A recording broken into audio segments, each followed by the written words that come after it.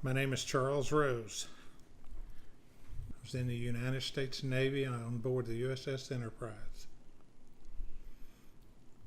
I want to tell you a little story about that. I was actually drafted into the Army, and had my physical done, was sworn into the Army, and then they let us come home for a week.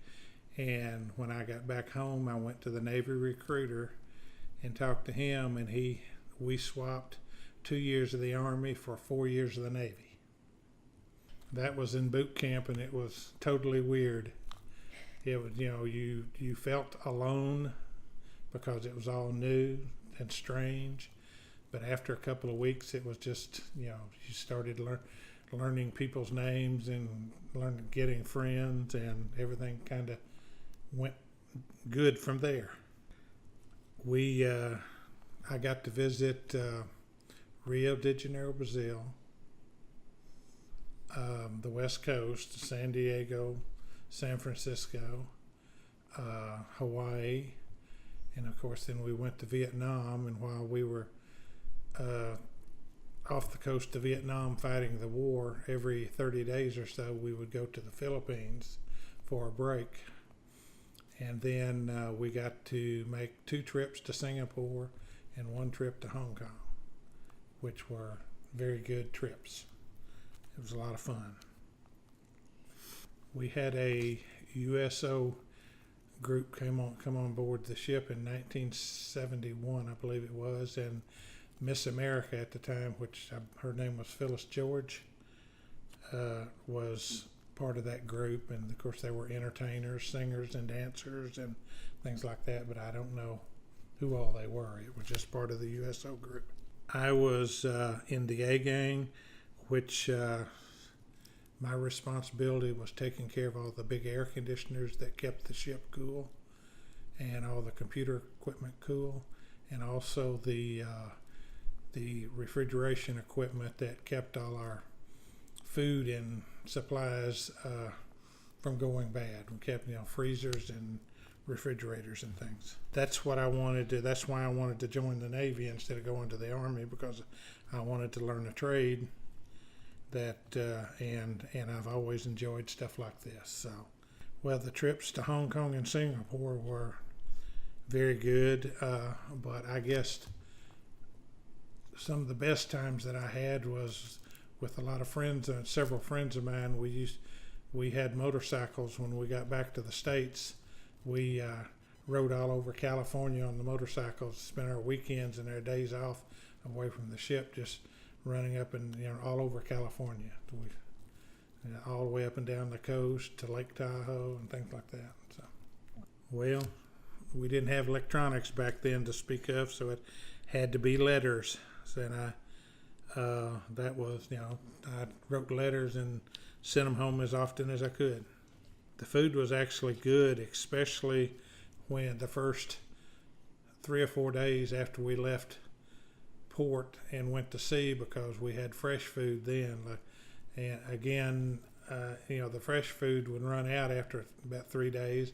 And an example is the milk. We had fresh milk for a short period of time, and then it turned into powdered milk. So you learn to drink it. We picked up supplies while we were in port, but as much as we possibly could. But while we were out at sea, there was they're called supply tenders.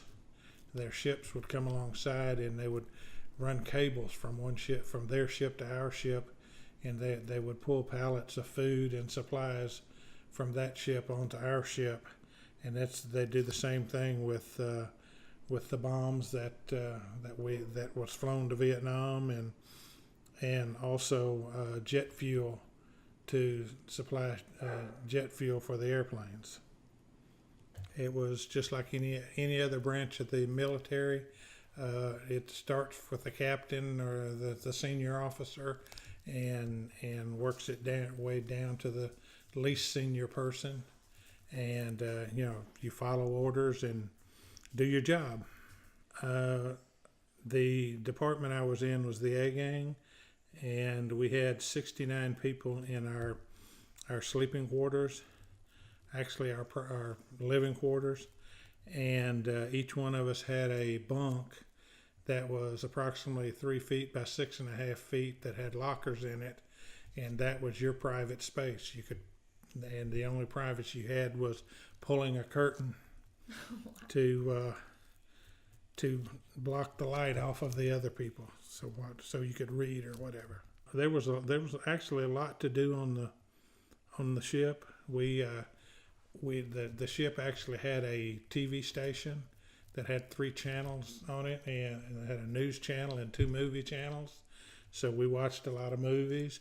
We played a lot of cards, and mostly we worked. And when we didn't work, we slept. Well, my officers were, most of them were super. They were young soldiers right out of the academy. The ones we had were anyway. We had a couple of engineers in the engineering control room that we had to deal with that were real strict, but they were fair. And the guys that I worked with were just great. We all got along well. We worked hard together and spent a lot of time together. So it was a good group of people. We were in the Philippines, and I got a call from our office saying that I had 4 hours to get ready to go home.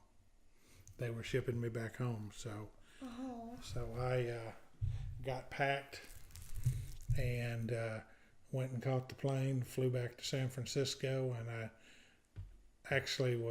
got out of the Navy in the San Francisco area, and then flew home. So that was about a 3-day process. So I believe in freedom, and I believe that we should fight for it. Yes, sir. And that's what we were doing in Vietnam. We were trying to fight for South Vietnam's freedom, to keep them away from communism. And I believe in that. I don't like the idea that Americans die because of it, but